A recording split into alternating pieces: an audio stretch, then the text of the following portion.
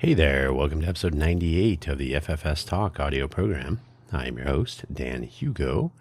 We are recording today's episode at 11:39 a.m. Pacific Time on Thursday, October 9th, 2025.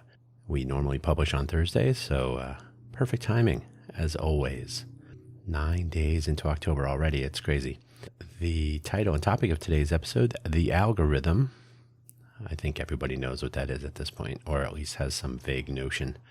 If you're not familiar with the FFS Talk audio program, if this is your first time listening, hey, thanks. Thanks for coming by.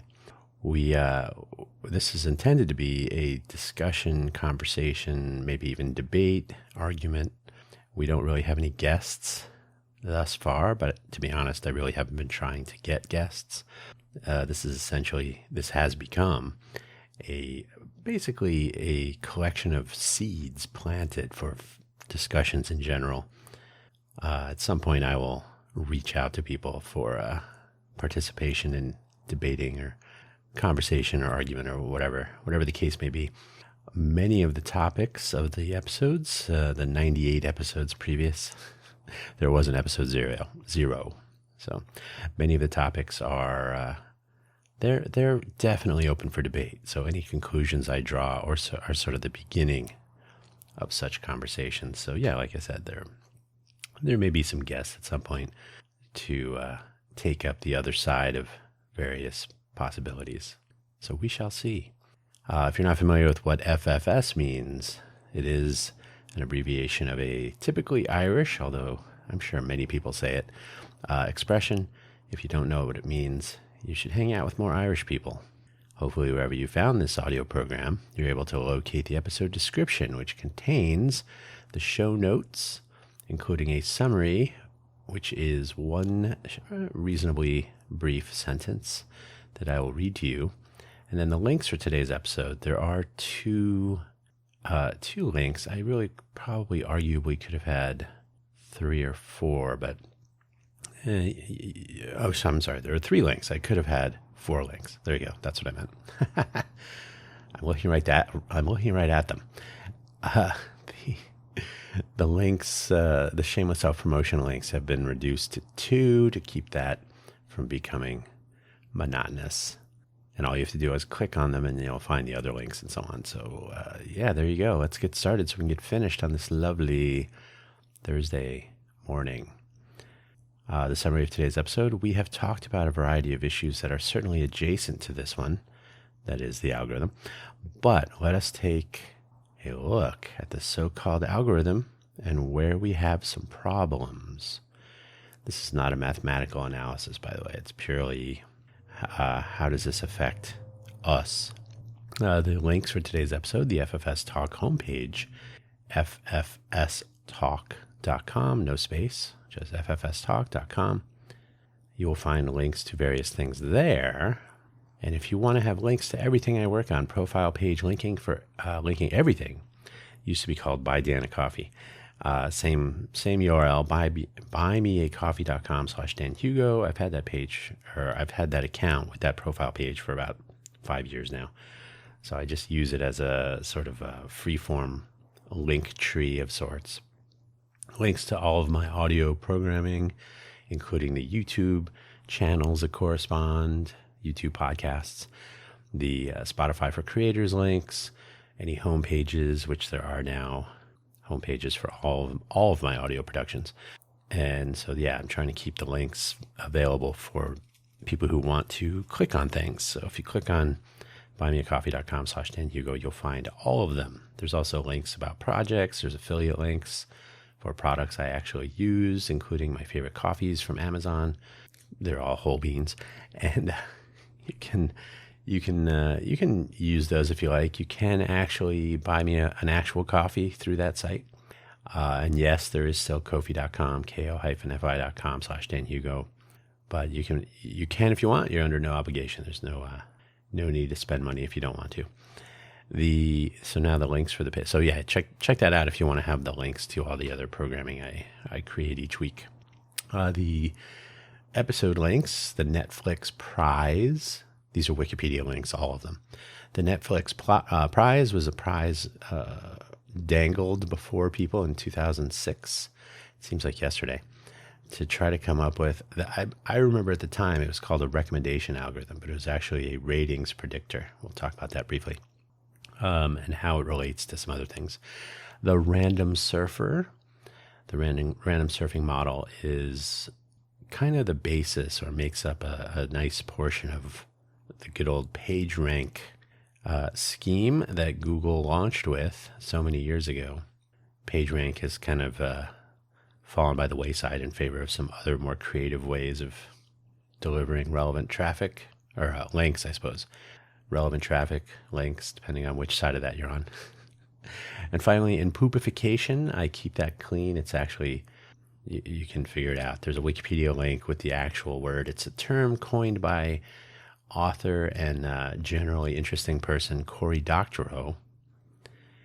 It's basically how services and websites and companies start off looking good, but ultimately turn into just monsters with a pure profit motive, and they really don't care about customers in the end. So we'll talk about that a little bit, how the algorithm figures into that, or vice versa, perhaps. So on that note, let's begin the actual show with, of course, an introduction to what the algorithm actually is. So, and we'll get right into the Netflix thing. So many years ago, in the 2006 to 2009 timeframe, Netflix offered a bounty, $1 million, for the best implementation of a great recommendation algorithm for its catalog of movies and television shows. Well, that is not quite right. They offered this prize for a filtering algorithm, as it was called at the time, that would predict how one of their customers would rate a given show or movie based on a huge data set to train on. In other words, to predict how you or I might rate a particular movie based on a variety of inputs, like how I've rated other movies, how other people have rated that movie, the one in question, or TV show or whatever, how others have rated other things, how they all relate, and so on. So finding patterns in the noise, so they could recommend the items you or I might rank high or highest. This is certainly one application of such a filter, or today more likely called a model. That's today's jargon, the AI. Remember, this was in 2006 is when they made that announcement. The final winner of this challenge in 2009, you can read about it on the Wikipedia page, and probably elsewhere. Kind of interesting, an interesting thing for the time. Nowadays, it would just be par for the course. The algorithm, and put that in air quotes if you want, is not well named, since there are many. It's not really the algorithm, and probably many more than that. I'm sorry, there are many, and there are probably many more than that. But it might make people feel better that there is something called the algorithm that is trying to make them feel entertained or satisfied or whatever they convince themselves of. Or it's also something they can blame things on. Oh, it's the algorithm. Has anyone ever completed a Net Promoter Score survey? On a scale of 1 to 10, how likely are you to recommend this thing to your friends, your family, however the question is structured? The act of recommending something is to someone, especially if it's someone we know, adds a little bit of personal responsibility. It's sort of a psychological thing. So the rating you gave is slightly more reliable as they aggregate them. It's relatively easy to get a pretty good idea how that thing is, whatever it is, in the eyes of customers, and decisions can be made from there. So in other words, if you're more like, so what do you think of this product? It's okay. How likely are you to recommend it to your friends? I'll give it a 6. Well, that's probably too low. Usually 7 is probably the top of the problem range. 8, 9, 10 is really the goal, right? Something like that. It depends on who's doing the survey and the product and what they're looking for specifically. But the basic idea is you give a better, maybe more indicative response when you're responsible for recommending it to someone you actually know. You kind of want to have your friends be impressed with your recommendation, not come back to you and say that thing was horrible. So yeah, Net Promoter Score, if you didn't know what that was before, Net Promoter Score. And then there's the Okay, Random Surfer. The Random Surfer forms the basis for Google's game-changing and no longer really a thing PageRank, Big Table and PageRank, the good old days. And there are so many more strategies that it's not even, you can't even, once again, can't classify it as the algorithm there either. Are you tired of hearing like and subscribe and click the bell and all the rest of those little tags that any given content creator is hoping will help with the algorithm? These are all inputs to this basic idea. Honestly, it's a vast oversimplification of it. Everything is sort of a net promoter score when you think about it in this scheme, because you, not exactly, but especially if you have a friend or follower list, when you like something or you share it to them, especially if you share things to your friends, you are basically giving it a reasonable net promoter score. You are sharing it with your friends. So that's an input signal. They all are. They're all signals. Why have these algorithms? Well, to make money, of course. I have linked once again to the Cory Doctorow term, which as of October 7th, 2025, has an actual book so titled. It's actually Impoopification, and then some stuff. There's a mention of it in the article on Wikipedia, which has been updated. I think I'm going to say that again later. And you can actually read his original article, which I think was about TikTok, if you search for it on his pluralistic blog. So, yeah, links in the Wikipedia page. Always start your journey towards knowledge on Wikipedia, but never end it there. So, impoopification, and again, I'm cleaning that up a little bit for keeping it clean. It's an interesting and sort of disappointing notion that uses at least one algorithm to turn a new product or service into a maximized profit vehicle that treats users like you and me as the product. And a nice path to reaching this point includes making sure that users or consumers of the platform, the product, the service, keep coming back looking for more. So that initially seems like, oh, they're giving me what I want. That's great. And so there's initially a good feeling, but and it's kind of a 3-phase thing. You can, again, read about it on the Wikipedia article, which has some good examples and so on. Or, and I'm not shilling the book. I literally just found out about this. I think it was 2 days ago. I saw it showing up on Mastodon. I follow Cory there. So, I had no idea. The guy turns out books every couple of days, I think. The most recent example of this really working out on the profit side can be seen in the TikTok deal. Do you think TikTok is thinking, oh, this will be good for our customers in the US? Probably. And there are so many more of these, so TikTok is only the latest. Now, it's not all bad. What works here? So sometimes the algorithm is not so bad, and even the bad algorithms can be useful depending on what you're looking for, I assume. In fact, I'm assuming you and I are consumers in this episode for the sake of this. The game is slightly different for the platform provider or seller using the platform to reach you and me.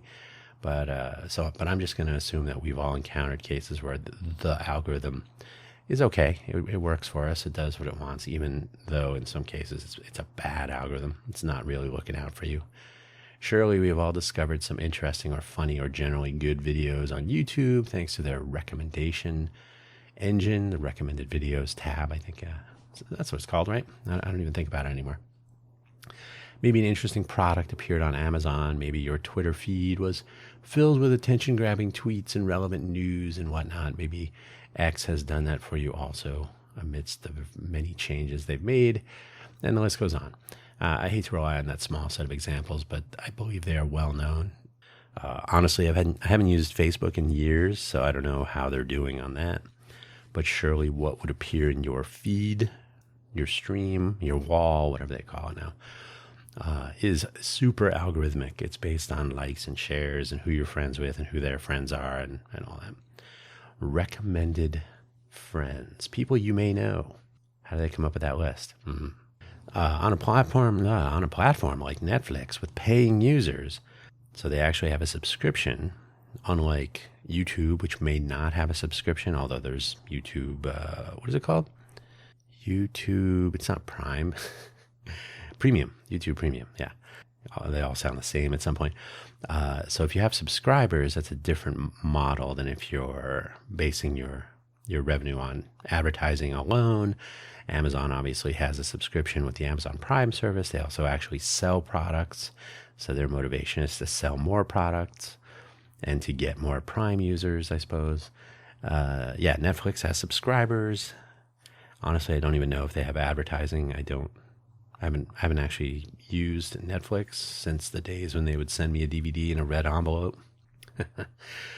But their model is aimed at retaining customers, getting new ones, keeping them happy with what they find when they look for something to watch. Right? You want a list of things that are instantly interesting and appealing, making sure you're always thinking, I'm so happy I'm a subscriber. This variation on the algorithm is for tuning Netflix to you more so than, say, YouTube, which is about tuning advertisers to you on the YouTube platform. So when you click a video, they want to make sure you watch it all the way through so that you catch all the advertising. And then you watch another and another and another. When you think about it, the more Netflix media you watch, unless they increase your membership or they meter your usage, you are using the maximum amount of their services, which they probably aren't billing for. So you're getting a better deal the more you consume from Netflix. I assume that's probably true. They're probably aiming everything at the median user. So always be above the median. At smaller scale, the Net Promoter Score can be used to make products and services better based on structured feedback. If you're interested in seeing smaller companies succeed, this might work out nicely, and you may see the thing you answered the question about get better over time. Larger companies are also used. Larger companies use these also. Geez. Personally, I lump that into their generally apathetic modeling of me and the rest of us to maximize their already big profits. Sometimes they're already big. Not so impressed. So that's just a couple of examples. The algorithm on Netflix may do a great job, and you may think, "Oh, this is wonderful." I'm always interested in what they suggest to me. That may or may not leave you with a good feeling when you think about, I'm paying for them. They should be doing this, and also, what are they doing with my preference information in general? So there are always questions to ask whenever you're giving people your preferences, your interests, your connections. Those are particularly important. Who else do you know? Who are your friends? Who is following you? Are you following them back, etc.? All these are inputs to any number of algorithms. What does not work? This is where some might argue. Actually, somebody might argue with everything I'm saying today. What does not work? If you flip through the Wikipedia article about impoopification, and again, you can replace some letters there, you will have some idea where all this goes wrong, driven by profit goals, and those are basically fiduciary responsibility of public companies to their shareholders. So it is not good, but it is baked into the system. You're kind of required by law. I think it's the law. I think it's the SEC and all that. If you have shareholders, you must be responsible to them, and your customers are a vehicle to do that. But your primary concern is your stakeholders, your shareholders. That's the nature of the game. So when profit matters first, tools like attention maximizing algorithms, purchase maximizing algorithms, and so on are just part of the process to turn you and me into revenue and profit while minimizing cost and time to do so. In the interest of those profits, your own experiences wherever you are running into this may be off-putting based on how aggressively any particular algorithm is tuned to retain your attention or encourage a purchase, or whatever the case may be. Surely you have noticed on YouTube, for example, that watching one particular video that is outside of your usual selection has a tendency to drastically skew your recommended video selections immediately, and immediately after for some time. Have you ever noticed that Amazon ads will tend to advertise things you have already purchased recently? That was always disconcerting. I think they've improved that over time, but for a while, if you purchased a widget on Amazon, any Amazon ad would feature that widget, whatever it was, everywhere. The beauty of cookies. They may have fixed this, but in generally speaking, algorithms could do better and probably will in the age of AI. They're probably already getting better at this. But they have historically tended to be extremely aggressive in order to maximize that profit over your experience. So they want to immediately cater to your interests now. So again, often they will adjust to your apparent preference immediately. And I think this is sort of annoying or off-putting. I've literally heard people say, I don't want to watch anything on my main YouTube account that isn't recommended because I don't want to mess with the algorithm. I don't want it to start recommending random things I'm not really interested in. So if you just click on our link, you may tell Google, oh, you are interested in whatever conspiracy theories, and then you'll be getting recommended conspiracy theory videos for the rest of your life. That's sort of meta, isn't it? But I think this approach, the very aggressive, if you like that, here's 100 more. I think it's short-sighted. But yeah, we that's what we get to experience using these platforms. Something we all notice eventually, and of course we are told it frequently by content creators, so they are always aware of it if we forget. We are always aware of it if we forget. One of those. I wish I would not have typos that are not misspellings. I think it's we. Anyway, they always remind us. You always hear YouTubers. Fix that typo.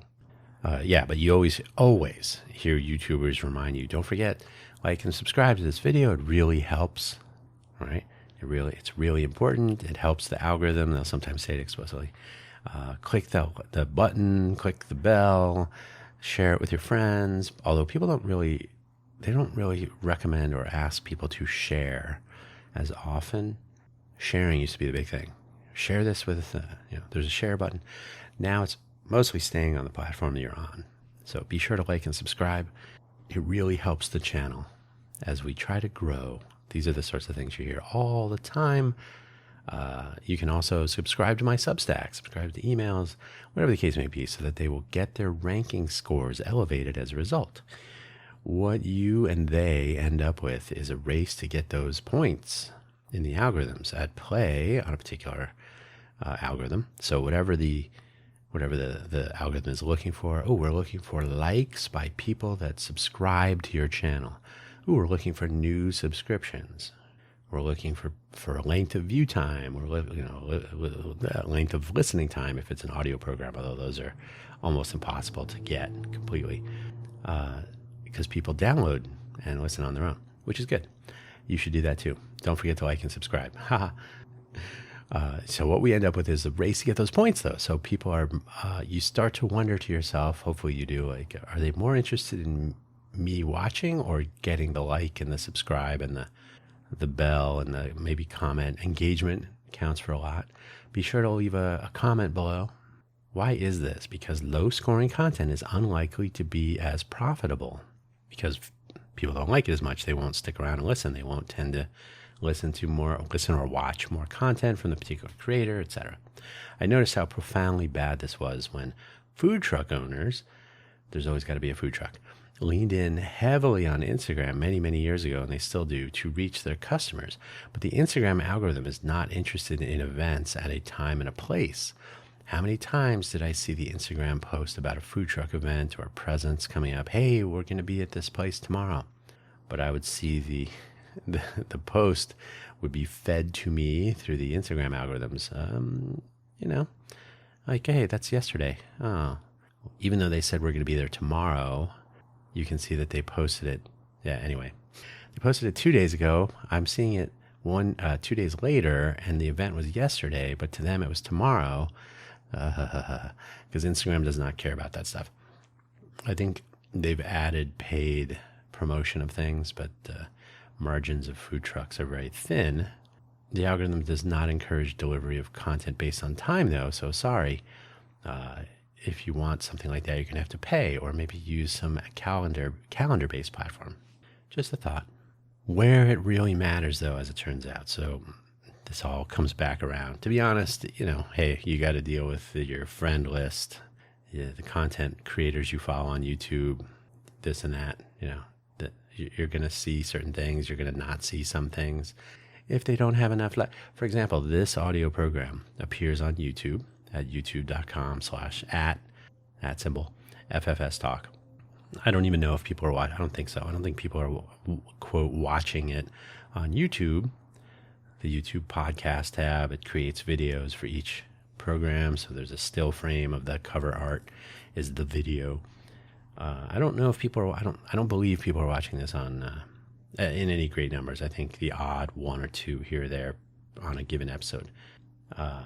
So therefore it will get recommended less to people. And so I will not grow my traffic based on recommended views. So initially, in order to even get on the map, you need to find people who want to watch your videos or consume your content in general. So the algorithm can tend to make it difficult to get into a marketplace or into a discussion or an interest area because you have no ranking. It's the old adage, in order to get a job, you have to already have had a job. So getting your first job is stacked against you. So, but they're in the context of some previous episodes I've done about this in general, where the algorithm really matters, as it turns out, is that while in the early days of social media, algorithm-driven content delivery coupled with the visibility of trending topics meant that, and we're talking Twitter mostly, and then Facebook and everybody else followed on. We're talking.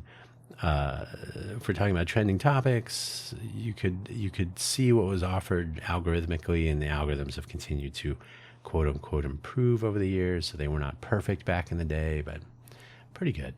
But you could always click on a trending topic. So if you weren't generally getting recommended things about a current topic, but you'd say, oh, this seems to be an interesting, or hey, oh, I am interested in this. Whatever the news of the day was, or some particular event or person, or whatever the case may be. So if you saw that was trending, you could click on that, and you would get a collection of tweets or whatever the case may be, as this feature became pervasive. So you could actually be proactive in selecting some things that you wanted to look at that were clearly making an appearance on the given platform, etc. If you didn't normally track sports, for example, but some sports figure was in the news that grabbed your interest, you could proactively consume some of that stuff and then get on with your day. I don't think, well, certainly the initial idea was to not alter your recommendations and the content you were being fed if you were only checking out a trending topic as a one-off. But today I'm sure that's considered as a signal. That's a signal. That's something that's fed into some algorithm somewhere. There is only more stuff to consume, more platforms from which to consume it, and profit must be made. So there are still trending topics to be found, but algorithmic delivery has only become more aggressive with time passing and with the competition for more attention and so on, the attention economy. So it's hard to say which things are not in the algorithm. I'm using that as in the jargony sense, but there are a variety of algorithms. They're always scoring your interactions. Nothing is simple anymore. Now, but the actual problem, now that the trend appears to be leaning heavily towards new media in the world, news is dead. Follow, whoever your ideologically compatible podcaster or YouTube content creator is. Amateurs are reporting on the news of the day. And I'm using amateur, they're not professional, paid, that's professional, educated, trained journalists, etc. So they're just people who say, I want to be a reporter. I want to report on the news. You'll hear use of the terms. We're reporting on something. This is breaking news, and so on. So, and I'm not diminishing that, but it's interesting to me that there are professional, trained journalists who have actually pursued academic coursework and training, and maybe have degrees in journalism, and they follow the journalism ethics and so on. And then there are people who can just say, yep, I'm a reporter, I'm a journalist, I'm a citizen journalist. It's like being an engineer, right? Everybody's an engineer now. They use social media platforms to reach a population, their fan base, their followers, whoever. And so they do amateur reporting on the news of the day. Since normal people who want to do this tend not to have the budget for real producers and researchers and whatnot, often it is a singular effort to keep track of the details of the big news as it evolves over hours, days, weeks, even longer. Without a real research staff, where does an amateur reporter get their details to present to in their reports every day? Because the algorithm on YouTube, for example, says you must create content multiple times per week. Why algorithm-driven social media platforms, of course. That's where you're going to get your news from. It's like a snake eating its own tail or AI training on AI-generated content. We have amateurs feeding amateurs with algorithms possibly revealing or concealing various details at various times. Note that, not that algorithmic delivery is the whole of the problem. There are many sources with varying levels of familiarity with the subject matter, various levels of caught up, so to speak, given the scope of the task at hand when these really big stories break nowadays. And of course, the cascading of political ideology or other agenda by their sources and the final presenter of the content you might be consuming at any given moment. So all of these things are swirling around in a big maelstrom. And I do find it interesting, by the way, that for all of the contempt and vitriol hurled at the networks and the cable news providers, local affiliate news programs, and so on. The future is new media. The future is independent creators and citizen journalism. But they still get their news from those sources and other creators. So, it'll be interesting to see how that unfolds. But the algorithm plays into all that. Where are you going to find local news coverage? Everything gets published onto YouTube, and so some things may be hidden away, diminished to the algorithm. It's always the algorithm. Blame the algorithm. So let me give you a new media example, and which made me kind of ponder this whole topic more through a modern lens, so to speak. So the news of the day, unfortunately, is. In one case, there are several items. Everything is a chaotic mess every day lately. But the death of Charlie Kirk has certainly been at the top of most news feeds or trending topics. Since September 10th, 2025, when it happened, today is October 9, so about a month ago, daily coverage to varying degrees, multiple conspiracy theories have spawned, and these have also spawned a variety of armchair experts to continue adding more theories. There are military snipers, forensic examiners, medical professionals, all chiming in, creating a detailed video and still image edits, illustrating their theories with a mixture of facts and conjecture, a lot of conjecture. It's only been a month. Committed usually to a YouTube or TikTok video, maybe both, maybe add in other platforms as well, like an Instagram reel and a Twitter post. Maybe they make some shorts. I'm seeing shorts on YouTube with all manner of conspiracy theorists chiming in with their brief updates and so on. And the theory might get traction. If your theory wins the attention war, you suddenly become more popular. Not based on factual or I guess you could say like viability of a conspiracy theory, but just on how popular it is. So that sounds good, right? I heard one YouTuber describing comments from another YouTuber, not quite a reaction video, but similar.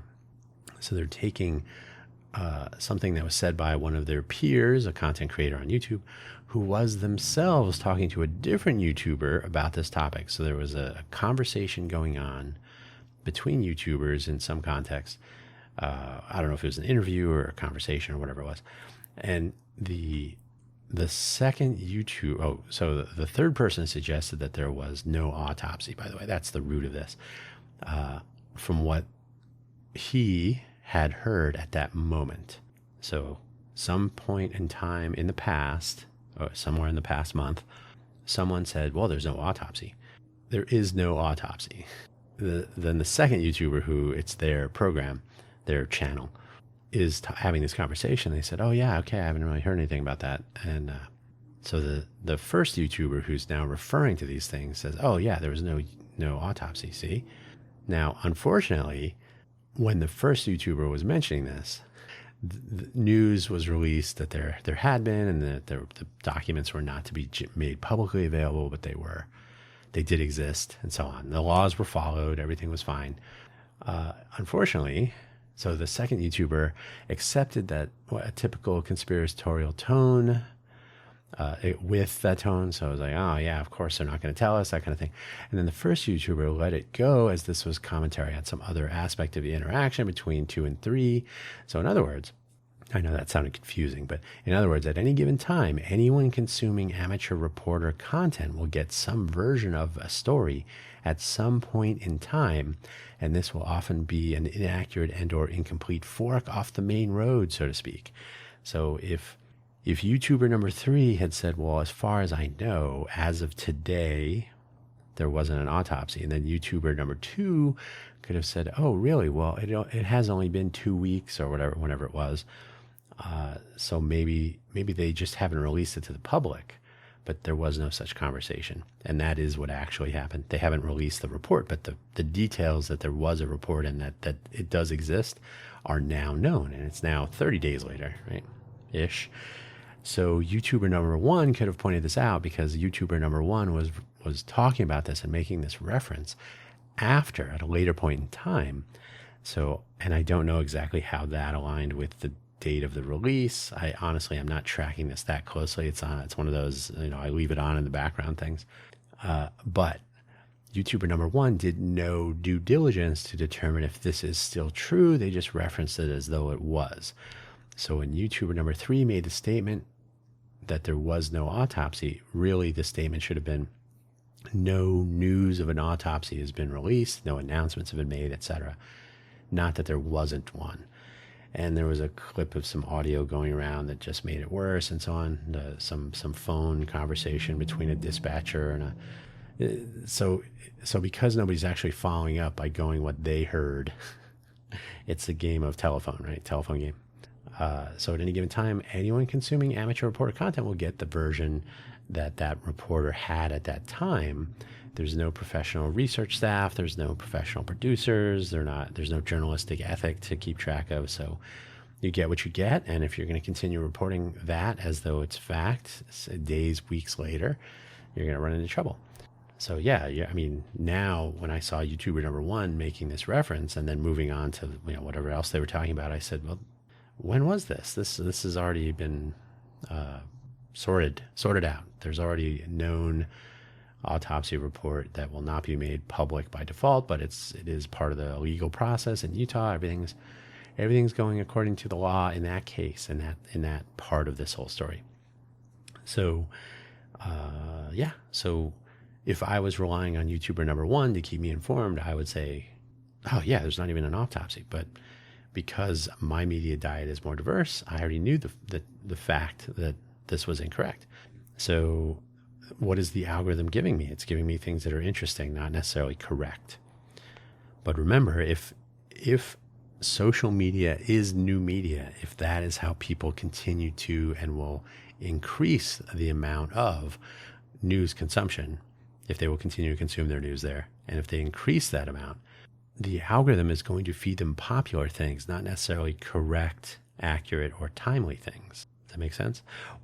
Whatever your opinion was of this practice, there was a time when when the likes of Facebook and YouTube and whatever were marketing content that might be misleading or worse, sometimes oppressing it completely, still to some extent with regard to certain monetization controls based on the use of words. That is a different and troubling problem on its own. The notion that you cannot say certain terms, certain words, and they are actual words. There's nothing obscene or overly troubling, but YouTube will demonetize or degrade delivery of some content if you use certain words, if you say certain things. And no, there are no First Amendment protections of those things. That comes down to advertiser-friendly content. Advertisers don't want to advertise on your videos if you're going to talk about unhappy things. So keep it upbeat. But there was a time when, and I believe they've explicitly dialed this back a little bit, but there was, especially in the time of the pandemic, there would be any references to vaccination or anything would be highlighted, flagged, possibly removed. So that's problematic. Although you do have to rely on the consumers of these things to be more wary than they often are of which things are science in which things are absolute conjecture and conspiracy theory. This seems to have faded a bit, though, and this is only really possible when a particular topic has some real facts associated with it. So, the Charlie Kirk scenario unfolding for 1 month at this point has inconsistencies, has questions, and has many people in amateur and even professional media areas describing many things in many ways, not all of them similar. This isn't a question of like perspective. This is a question of who has heard the latest variation on a theme. In other words, even powerful AI today is only able to consume the same stuff we are, only faster and at scale, of course. So, which conspiracy theory is more or less correct than any other? Who can say? So, I believe it would be difficult for some algorithm to say, well, the FBI made this statement and this, things have changed and it's only been a month, so it's hard to say. So, kind of interesting, but that is, I think, one of the sort of hidden speed bumps to the new media future, is that when you are consuming your news from social media platforms, the priority is viewing, likes, subscriptions, advertiser friendly, and so on, because the platform delivering it to you must make money. But then also that the person that is creating this person or people that are creating the content that you are consuming, thinking, oh, I'm getting my news from this person or that person, I trust them or whatever, they're entertaining. You have to wonder, where are they getting the source material for their reporting, if it's their peers or if it's network news anyway, and they're just summarizing it for you. These are things to be aware of, because what they're offering you may be the result of algorithmic tuning in itself. The collection of details they have, data, reporting, quotes, time and date stamps of things. So you don't know necessarily where they're coming from, and sometimes they don't either. So what could we possibly do about this? Stopping the algorithm is unlikely. We'll just get that out there right away. If you do take a moment and read over the impoopification article on Wikipedia, and or pick up his new book by the Cory Doctorow book, and it is mentioned in the Wikipedia article, already updated. And if I actually get the book, which I probably will, maybe I'll check it out at the library. No, maybe I'll get the audiobook. I like listening to this sort of stuff when I'm out walking and so on. But you will get a sense not only of how far all of this goes, and this has been on top of all of this. I'm sorry, he has been on top of all this and talking and writing about it for years. But some ideas about moving forward and more self-determination are in his general presentation when he talks about this in various forums. So I anticipate that will be some part of the book. Certainly in the article, suggestions are to try to take ownership of your online presence and be aware of where your information is coming from. Probably impossible to escape it completely, unfortunately, but there are social media platforms available that are moving toward decentralization and self-determinism. You can host your own. So you can self-host, or you can be aware of how you are receiving information and why. Who is hosting the server? Where is the information coming from? These are hard problems. The algorithm has become so pervasive, and delivering content for the sake of profit is what it is. So this is a non-trivial undertaking, depending on how invested you want to be in controlling your own consumption, to proactively move away from algorithm-driven platforms to host your own platform, or to seek out platforms that are focused on decentralization, algorithm-free presentation, maybe subscription-based instead of relying on advertising, which is the advertiser model is essentially part of the problem, because you are catering not to the person consuming the content. So, and again, that's why the user is the product. They're catering to the advertiser.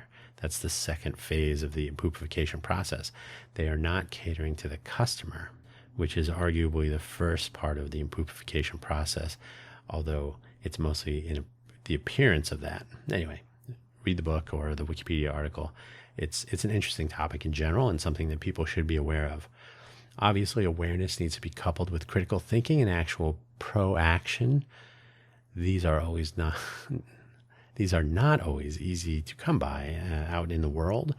But if we think for ourselves, we can try to select items and follow news stories and other information sources of various kinds according to our needs and interests. and that critical thinking again. So rather than an algorithm telling us what is interesting, we can actually seek those things out. A rich media diet that you can control yourself is a good start, and one you can start now. Fun fact, did you know that YouTube by default generates an RSS feed for every channel?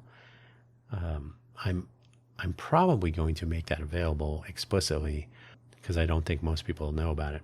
So you can subscribe to the Spotify generated RSS feed for my various audio programs, but each of my YouTube channels has an RSS feed.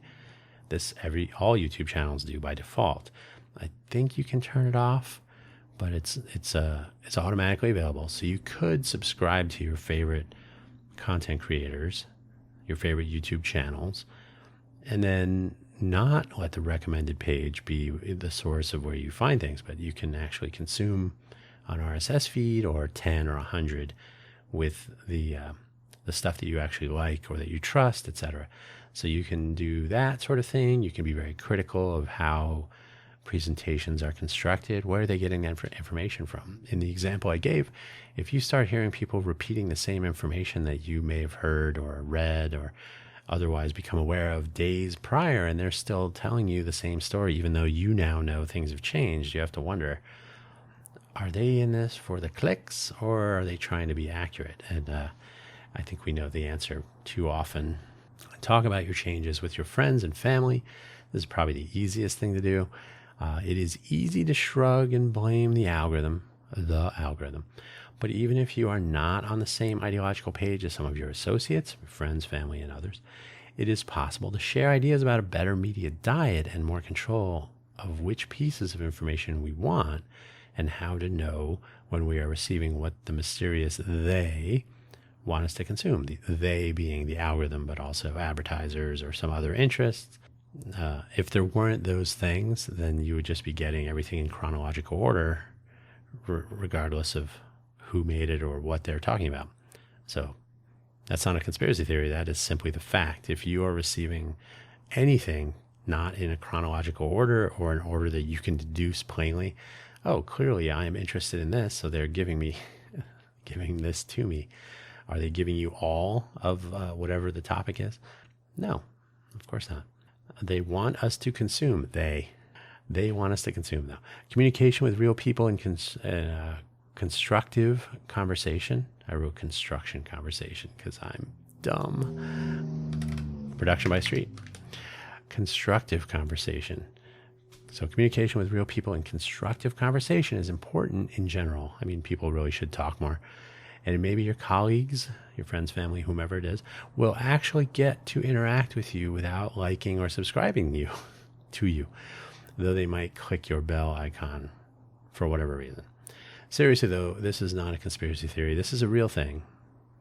And the more people converse directly and understand what's happening rather than suspicions. I think my phone is listening to me because when I said cat food, suddenly I was seeing Amazon ads for cat food. At this point, who knows? Sure.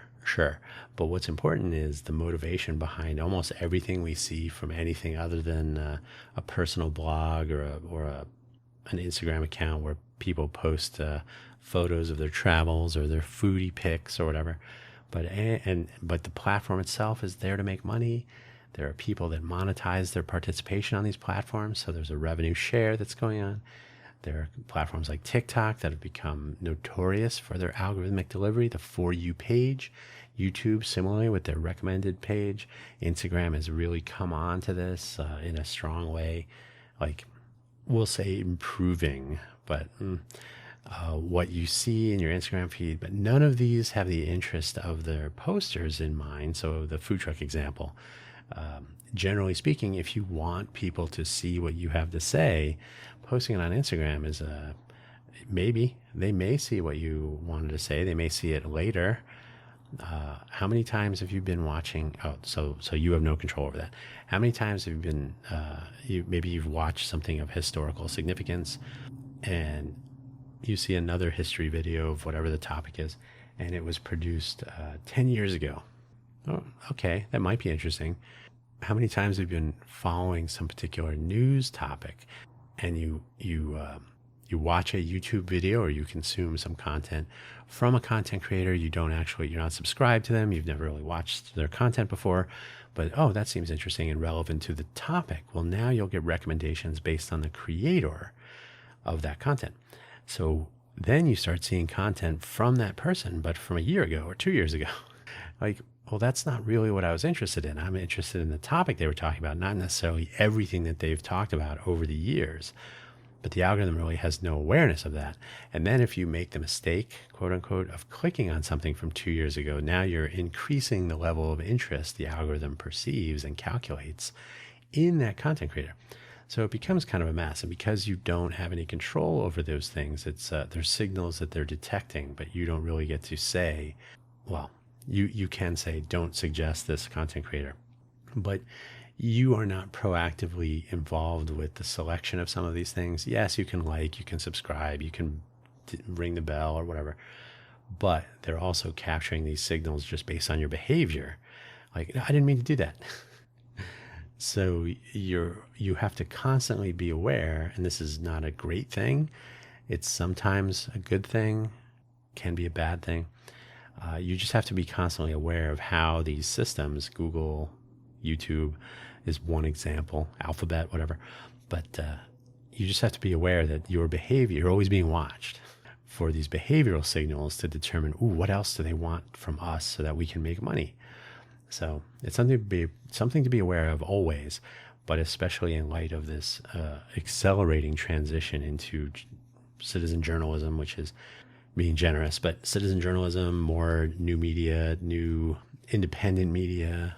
You'll hear these various terms, but just be aware that the algorithm is having an impact on the news and the information that they have access to without having paid staff members to do real research and interviews and so on. So the reliance on other media platforms and other media from other people that may be delivered and throttled algorithmically will shape the reporting that they do. And there's a kind of a trickle down or a fan out effect. And that can be a problem. And so that's what we can do about it first, is to understand this and to be aware that if we are concerned about it, that we should take more proactive control over what we are consuming. An impossible task, a steep hill to climb, to be sure. But hey, you listen to this audio program, so that's great. I made no money on it. Maybe you did, hopefully, eventually. But that's where we're going to leave it for today. Thank you so much for listening, as always. If something I have said today or in a previous episode is interesting to you, if you have a differing opinion, if you have an argument to make on a different position, well, that's what this program is here for. One of these days, we'll start having guests, and then who knows what will come of it. Hopefully constructive debate or conversation. Hopefully the end result will be something actionable and useful. It's not about winning the argument. It's about winning the challenge, overcoming the challenge. It's about winning the cause. So I'll stop talking now. Take care.